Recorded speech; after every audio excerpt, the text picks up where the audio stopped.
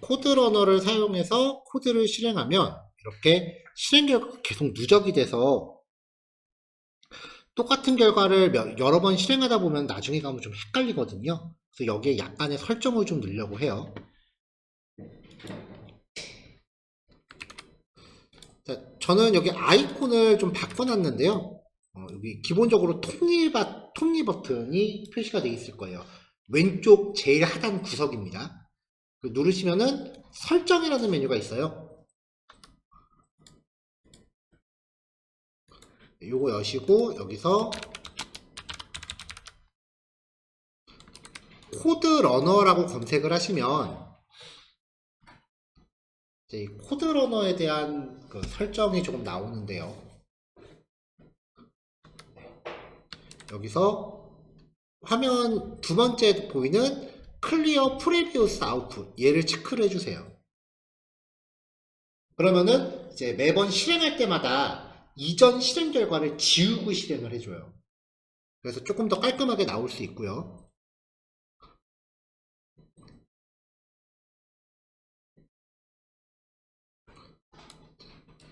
자, 그 다음에 이제 꽤 많이 겪는 일 중에 많이 겪는 일이 뭐냐면은 실행을 했는데 내가 작성한 내용이 반영이 안 된다라고 하시는 경우가 되게 많아요.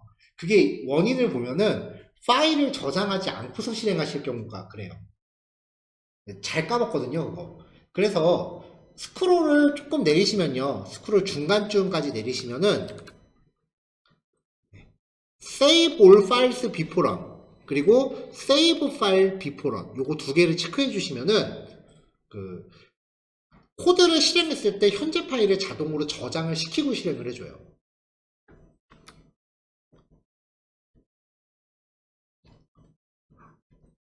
자, 마지막으로 마우스 우클릭해서 런 코드라는 기능도 있지만 요거 단축키 기억해 두시면은 좀 더 빠릅니다. Alt Ctrl N입니다.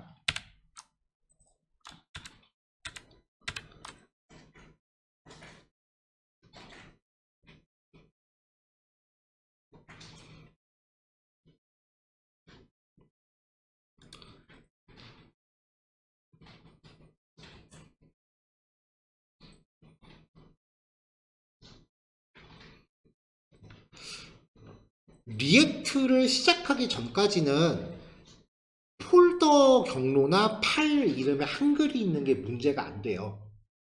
그래서 이렇게 폴더 이름을 이렇게 한글로 두셔도 실행하는데 전혀 문제가 없는 게 정상인데 지금 신기하게 지금 제 학원 강의실 컴퓨터가 한글 환경이 지금 실행이 안 되고 있어서 이거는 지금 제가 집에 있는 컴퓨터 원격으로 접속해 놓은 상태예요.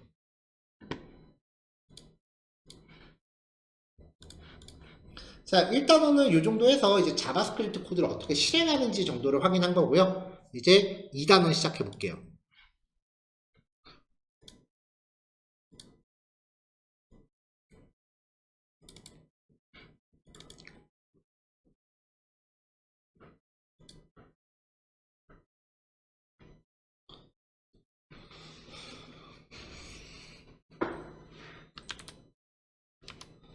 자, 프로그래밍 언어를 제일 먼저 시작을 할 때 기본 개념이 변수라고 하는 개념부터 시작을 해요.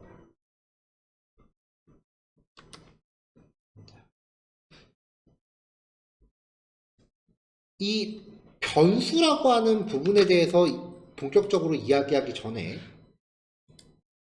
오늘은 자바스크립트 입장에서 첫날이니까 얘기할 게 좀 많아요.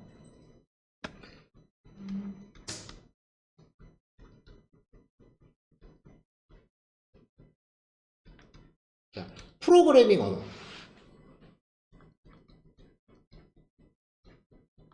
컴퓨터가 있고요. 사람이 있을 때 사람이 컴퓨터한테 일을 시키기 위해서 내리는 명령. 이게 이제 프로그램이에요. 이 명령을 작성하기 위한 일련의 작성 규칙입니다.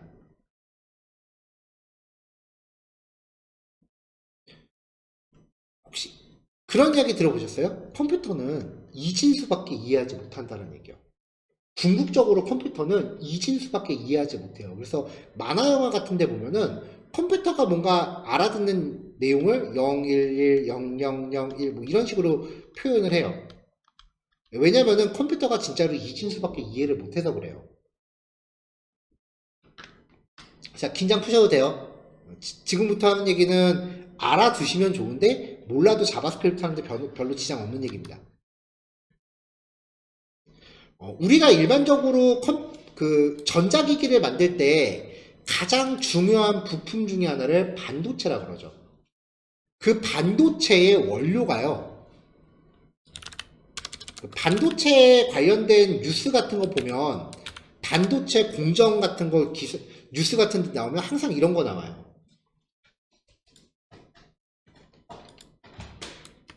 이거를 웨이퍼라고 하는데요. 원료가 실리콘입니다.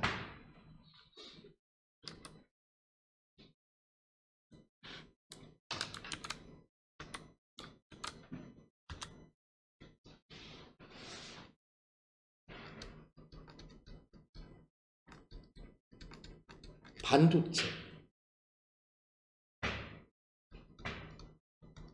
도체가 있고요. 부도체가 있어요. 도체는 전류가 흐르는 물질이에요. 부도체는 전류가 흐르지 않는 물질이에요. 고무 같은 거요. 도체는 뭐 철이 되겠죠. 반도체는요. 전기가 반만 흐르는 물질은 아니고요. 전류의 흐름을 열을 가했을 때 온, 오프 할 수 있는 물질이에요. 열을 가했을 때 전기가 흐르다가 또 열을 가하면 전기가 끊겨요.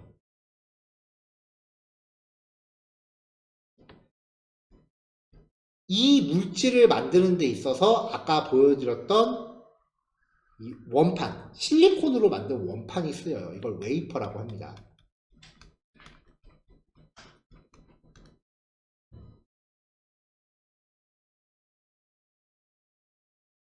자, 그냥 동그란 거 원판 하나일 때는 전기가 흐르는 면적이 하나가 되는 거죠. 전기가 흐른다는 건 사실 면적이 넓다 좁다는 상관이 없거든요. 그래서 얘를 반으로 쪼개면요. 전기가 흐르는 공간이 2개가 되는 거고요. 4개로 쪼개면 전류가 흐를 수 있는 공간이 4개가 되는 거예요. 컴퓨터 과학자들이 이 원리를 발견한 다음에 그럼 우리가 전류가 흐르는 거를 숫자로 놨을 때 1로 보고 전류가 흐르지 않는 거를 0으로 보자 라고 고안을 한 거예요. 그래서 컴퓨터가 이 반도체의 원리에 따라서 이진수밖에 이해하지를 못해요. 이게 그냥 동그란 거 한 판일 때는 이진수 1개가 표현되는 거고요. 이렇게 4조각으로 나눴을 때는 요 한 조각이 표현할 수 있는 게 0 아니면 1인 거죠. 하나, 둘, 셋, 넷. 한 조각일 때는 0, 1. 2조각일 때는 00, 01, 10, 11. 표현할 수 있는 경우의 수를 따지자는 거예요. 그 2조각이 있을 때 전류가 양쪽에 다 흐른다. 여기는 안 흐르고 여기는 흐른다. 반대로 여기는 흐르고 여기는 안 흐른다. 2개 다 흐른다. 이거를 경우의 수를 따지자는 거예요. 3조각이 되면 경우의 수가 더 늘어날 거고 4조각이 되면 경우의 수가 더 늘어납니다. 이거를 쭉 봤더니 한 조각이 늘어날 때마다 2의 n제곱씩 늘어나더래요. 그래서 그때부터 컴퓨터가 어떤 단위를 측정할 때는 2, 4, 8, 16, 32, 64, 128, 256, 512, 1024 이렇게 2의 배수, 계속 2의 배수로 커져요.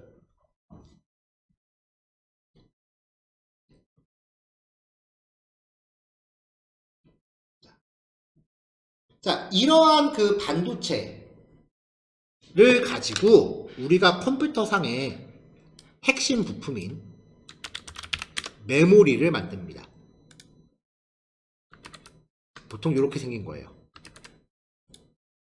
컴퓨터 조립해 보신 분들 아마 보신 적 있을 거예요. 흔히 램카드라고 부르는 애들입니다. 노트북용은 요거보다 조금 작긴 해요. 자, 어찌됐건 우리가 컴퓨터에 이런 거를 장착을 해요. 이거를 장착을 하는데 이 녀석의 원료가 아까 보여드렸던 요거인 거라고요. 이거를 전류가 흐르는 공간을 이 웨이퍼 한 장으로 최대한 많이 만들기 위해서 얼마나 잘게 쪼개느냐, 이거를 얼마나 잘게 잘라내느냐가 기술력인 거예요. 전 세계에서 제일 잘하는 회사가 삼성인 거죠.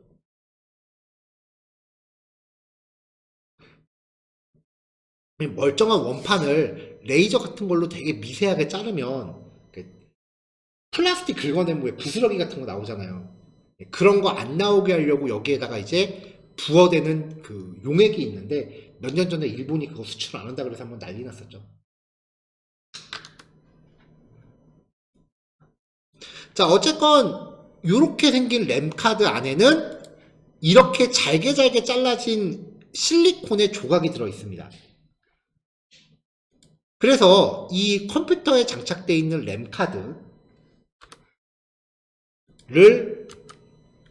확대를 했다라고 하면은 아까 그 웨이퍼를 잘게 잘랐으니까 이렇게 잘게 잘려 있는 칸이 있을 거예요. 요 한 칸이 전류가 흐를 수 있는 거를 각자 온오프 할 수 있는 거니까 여기에 0 아니면 1이 기록이 되는 거죠.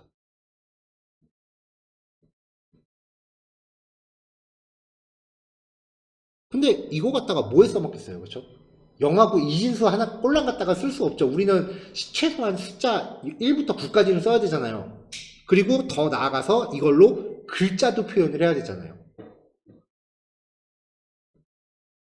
이진수를 가지고 글자를 표현하려고 했는데 잘 안 됐어요.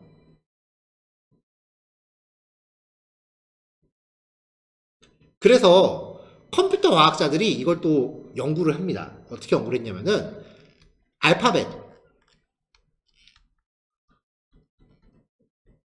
이렇게 있고 뭐 대문자도 있겠죠.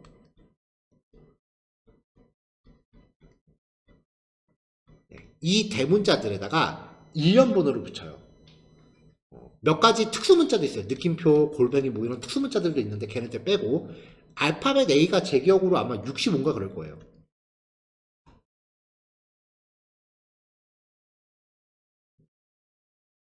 그리고 얘가 아마 97인가 그럴 겁니다. 이렇게 키보드로 입력할 수 있는 글자들에다가 일련 번호를 붙여놨어요. 이 체계를 아스키 코드라고 해요.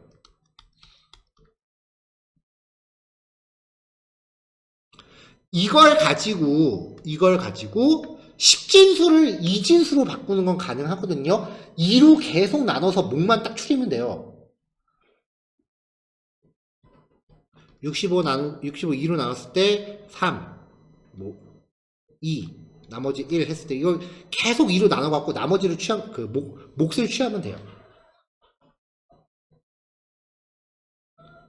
그렇게 해서 해봤더니 Z까지 했을 때 이진수 7개가 필요하더래요. 이진수 7개면 알파벳 일련번호를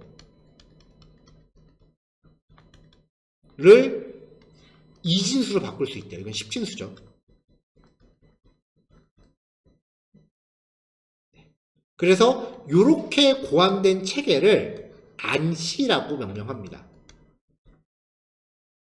프로그래밍에서 안시라는 단어가 붙으면 표준이란 뜻이에요.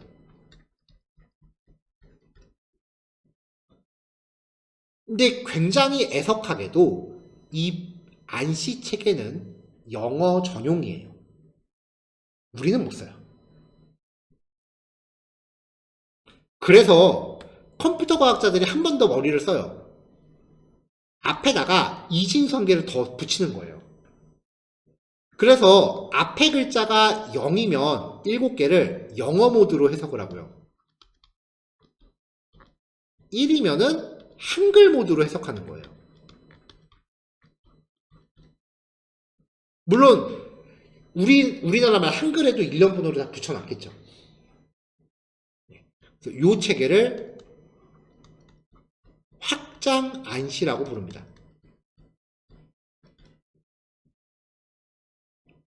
그러면은 한글 모드만 있으면은 옆 나라는 못 쓸 거 아니에요. 그래서 이 앞에가 1일 때 한글 모드인지 중국어 모드인지 일본어 모드인지를 국가마다 각자 다르게 정해요.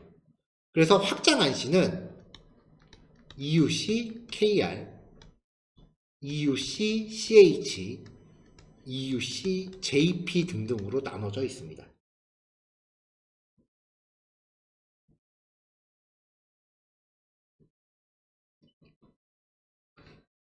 옛날에는 이걸로 충분했는데 요즘은 프로그램이나 웹사이트 만들 때 다국어 지원하는 경우도 많잖아요. 그래서 이렇게 국가별로 구별이 되는 모드는 쓸모가 없어진 거죠. 그래서 기존의 체계를 다 밀어버리고 다국어를 지원할 수 있는 새로운 체계를 만듭니다. 그게 UTF-8입니다. 이진수 8개만으로는 영어 아니면 1개 국어밖에 표현 안 되니까 전 세계의 모든 글자에다 일련 번호를 붙였어요. 그랬더니 이진수 24개가 필요하더래요. 그래서 한 글자당 이진수 24개로 구성되는 체계가 UTF-8이에요. 그래서 우리는 HTML의 메타 태그에 이 파일은 UTF-8 체계로 저장되어 있다라고 명시를 해주고 있어요. 자, 어쨌건 그래도 표준 방식은 요 안시 모드예요. 아직까지. 대체로 이 표준 방식을 쓰는 거는 학계, 그러니까 학문적으로 접근할 때 사용한다고 보시면 돼요. 그래서 이때부터 이진수 8개를 컴퓨터에서 어떤 용량을 측정하는 최소 단위인 1바이트로 명명합니다. 이진수 1개는 1비트라고 부르고요. 이게 8개 쌓이면 1바이트입니다. 그 다음에 1024 바이트는 1kB라고 부르고요. 1024 킬로바이트는 1메가바이트라고 부르고요. 마찬가지로 1024 메가바이트는 1기가바이트라고 부르고요. 1024 기가바이트는 1테라바이트라고 부릅니다. 테라바이트보다 더 큰 단위도 얼마든지 있어요. 뭐 페타바이트, 뭐 피코바이트 뭐 등등등 있는데 일상에서 접할 수 있는 단위는 아니니까 여기까지만 얘기하죠.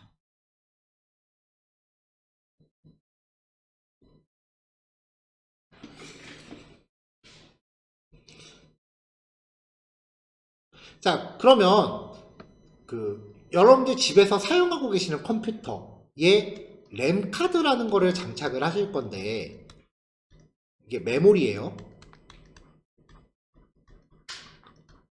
이 메모리 몇 기가짜리를 꽂아놨다 라고 하는 게 무슨 의미냐면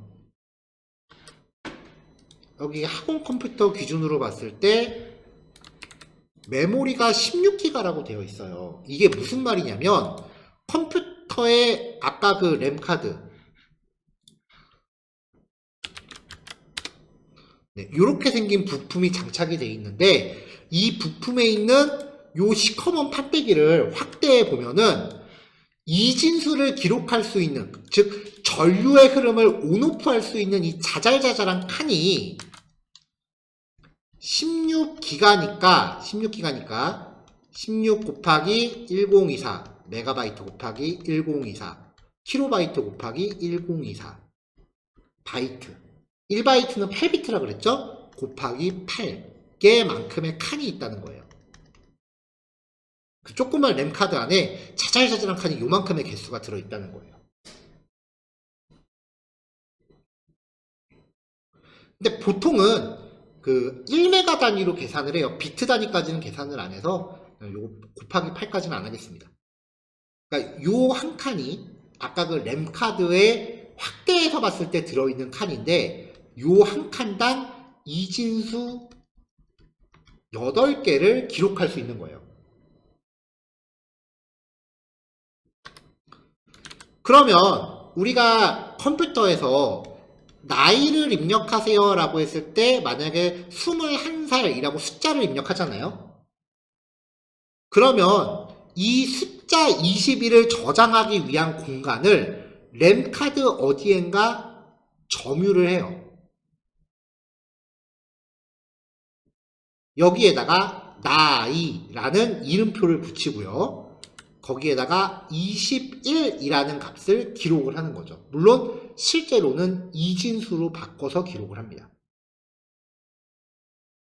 램카드 안에 어떤 내용을 기록한 형태를 변수라고 합니다.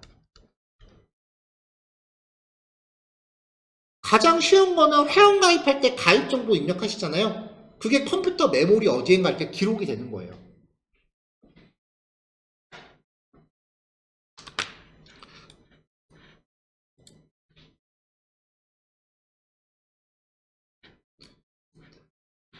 자, 근데 왜 변수라는 이야기를 이름이 왜 하필 변수냐? 아까 말씀드렸다시피 이진수밖에 못 알아먹어요, 컴퓨터는. 그래서 최초의 프로그래밍 언어는요, 진짜 이진수로 코딩을 했어요. 저도 실제로 본 적이 없습니다. 천공카드라고 하는 건데요. 네. 이렇게 생겼대요. 이렇게 생긴 카드, OMR 카드 같은 거에다가 구멍을 뚫으면 구멍 안 뚫린 데는 0이고 구멍 뚫은 데는 1이에요. 이거를 컴퓨터한테 읽으라고 시키면 여기 기록되어 있는 대로 이제 컴퓨터가 작동을 하는 거예요. 사람이 할 짓이 아니겠죠.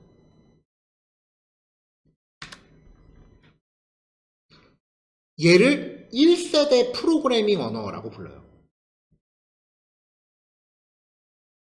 많이 어려우니까 여기에서 이제 발전을 해서 그래도 숫자, 사람이 좀 알아볼 만한 숫자로 쓰자. 그래서 어셈블리라고 하는 프로그래밍 언어가 나와요.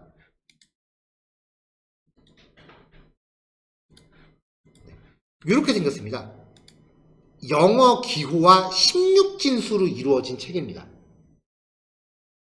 16진수로 코딩을 하면 그게 2진수로 바뀌어서 실행이 돼요. 여기까지는 저도 본 적이 없어요.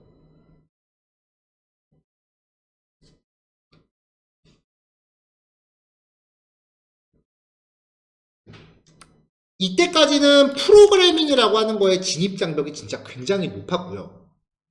그래서 나중에 이거 진짜 사람이 할 짓이 아니다. 그래도 좀 사람이 이해할 수 있는 정도로 명령어를 작성해 보자 라고 해서 나온 게 3세대 고급 언어라고 불리는 거예요.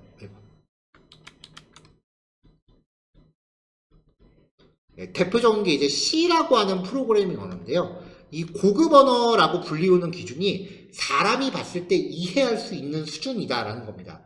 그게 어디에서 왔냐면은 수학의 표현식을 빌립니다.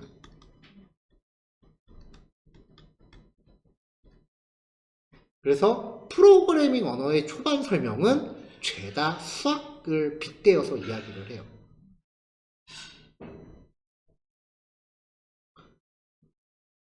근데 뭐 그렇게 크게 걱정하실 건 없고요. 제가 예전에 한번 이렇게 대조를 해봤거든요.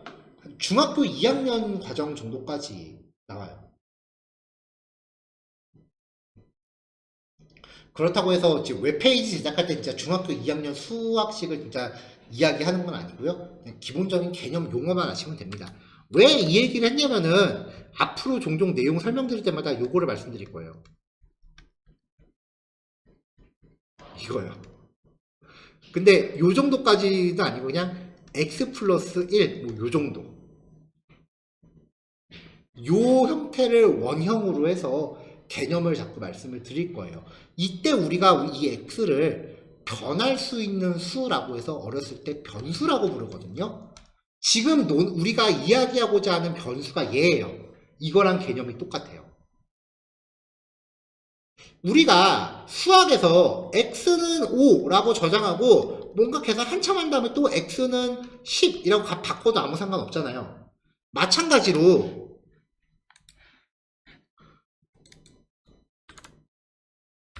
컴퓨터 램 카드에다가 5라고 저장을 했다가 여기 있는 거 지워버리고 또 10이라고 넣어도 상관없거든요. 뭔가 값을 저장할 공간을 점유하면은 거기에 데이터를 기록했다 지웠다 기록했다 지웠다 할 수 있어요. 그래서 변수라고 부르는 거예요.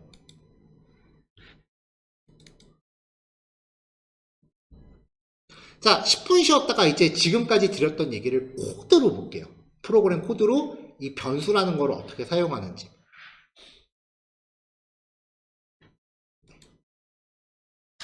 네, 3시에 뵙겠습니다.